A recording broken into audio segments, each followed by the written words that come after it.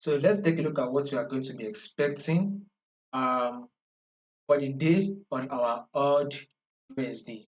So now to those of you that are new to this channel, please you are yet to subscribe to this channel. Make sure you guys you click on that subscribe button. Make sure you like.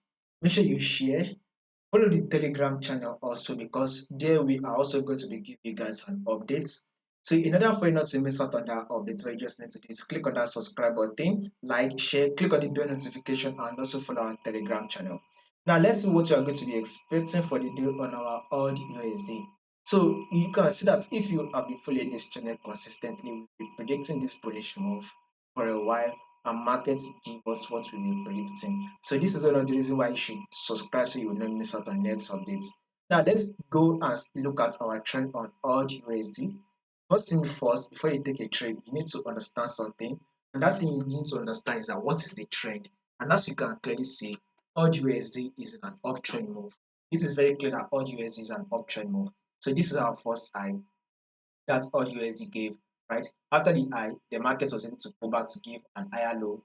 Market would then push up again to form a new higher high, and here comes the higher low, right? Markets push up one more time and it's formed a new high, right? And here comes an equal higher low, right? This is an equal higher low. So now the market has now done that. Market has now pushed up to form a new high. This is massive high, right? So our next movement will be a pullback, which is higher low. So guys, if you are in on the buy right now, now is the best time to start hopping in oil. You should start taking out your profit.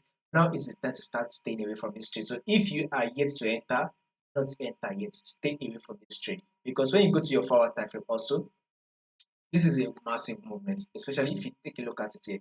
You can clearly see a series of higher and higher low, a series of higher and higher low playing. So a pullback is what we should be expecting next on our odd USD before we can now start looking for a buy setup that will eventually push up. So guys, it's sell a bearish move, which is a pullback.